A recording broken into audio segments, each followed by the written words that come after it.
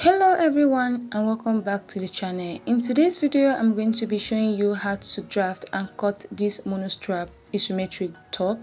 So if it's something you would love to learn, please do wait to stay to the end of the video, like, share and subscribe.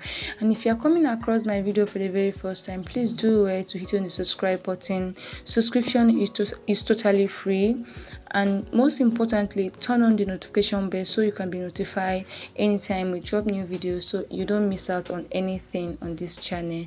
For my returning subscriber, I just want to say thank you so much for sticking around the channel. I really appreciate you. So without further ado, let's jump right into the main video. The first thing we are going to do right here, I'm going to rule a straight line across, which is going to serve as our shoulder line and our starting point.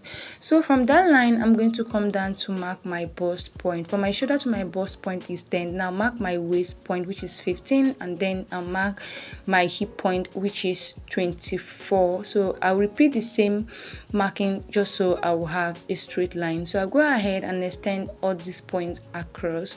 Then I'll go ahead and label the lines: my hip line, my waist line, and then my bust point.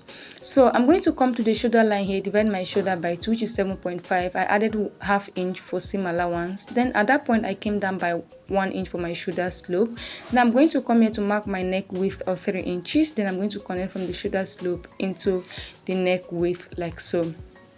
Then the next thing is to get our neck depth. I'm going to mark my neck depth of 3 inches, which is standard, and I'm going to connect from the neck width to that 3 inches we just marked.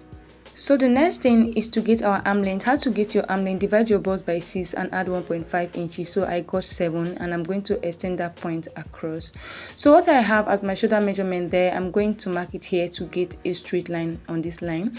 Then I'll connect from the shoulder slant into the point we just marked this way. So this now become our chest line. The next I'm going to do right here, I'm going to come to this arm length. I'm going to divide it into 2 equal halves to get the midpoint, and the midpoint is 3.5. I'll go in by half an inch here. I'll come to the chest line, divide my bust circumference by 4. I'm going to mark it, and I'm going to connect all these points together. I'm going to connect from the shoulder slant to the half inch, and then I'm going to use my curve rule to just connect it into the chest line to form our armhole like so. So the next thing is to impute our round body measurement. This is a dartless top, so I've already marked my bust line. I'm going to add 1 inch for seam allowance. I'll come to the waistline, divide my waist by 4. I'm going to mark it on the waistline, add 1 inch for seam allowance. I'm going to come to the hip line, divide my hip by 4. I'm going to mark it right on the hip line, and then add my 1 inch of seam allowance. Then I'll go ahead and connect all these points together, and I'll connect down to the hip line. If you have your curve rule, please use your curve rule to connect from the waist to the hip at this point. This area is not supposed to be sharp. So this is basically it for. I'm going to cut this out just so we can work on the effect we have at the waist area. Please, when drafting this, make sure your paper is on fold. It's an asymmetric top, so your paper is supposed to be on fold when you are drafting this. If you have watched to this point and you have not yet subscribed, please do it to hit on the subscribe button, like and share. It's very important. So I'm going to open this up, then we are going to work on the neckline. You know, it is a monostrap top, so I'm going to come to this armhole area. I'm going to go up by 1 inch here. At this point I'll go up by 1 inch. Then from here at the center of the neck, I'm going to come down by 2.5 inches. Then here at the neck width, I'm going to mark half an inch outward. Then I'm just going to connect all these 3 points together with my curve.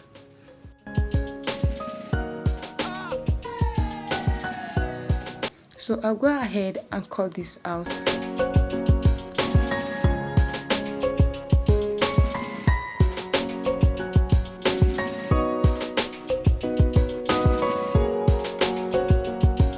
So I'm going to come to this point here, and I'm going to mark 1 inch inward. You can decide to mark 1.5 inch. This is to prevent our top from gaping around this area, so we don't have any gap here. So I'm going to connect it back into the armhole like this. So make sure to go in either by 1.5 or 1 inch at this point, and then I'm going to cut this out here. So we have a perfect curve there. So the next thing is to create the effect at the waist area. So you can decide on which side you want to use. I'm going to come down by 2.5 inches from the waist here. I initially marked 3, but I reduced it to 2.5. Then at this side, I'm going to come in by 4 inches, and I'm just going to connect with a dotted line all the way to that point. If you have your curve rule perfect, you can just use it to just connect it once. You don't have to go over it. So I was just trying to like get a perfect curve before outlining the line. So I'll just outline the line for us to see, to be more visible for us to see. So I'll just go over it again to have a perfect line. So there we have it, and this is basically it for the drafting. It is a very simple tutorial, so I'll just go ahead and cut it out. If you follow this video step by step, I'm very sure you won't have any problem when you are drafting this on your own. So this is basically it for the pattern drafting. So if you are using a stretchy fabric, there's no need for you to use a zipper. So but if you're not using a stretchy fabric, if you want to have a zipper, you're just going to cut the center open.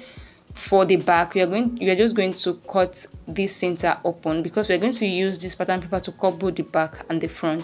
You just cut it open this way to add your zipper allowance to the back pattern.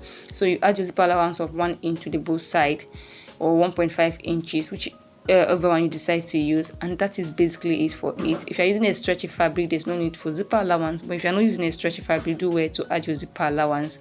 So this is it for the pattern drafting. Thank you so much for staying tuned. If I've watched to this point and you have not yet subscribed, please do where to hit the subscribe button, like, share, and comment. If you have any question, please drop it in the comment section. Thank you, and see you in my next video. Bye.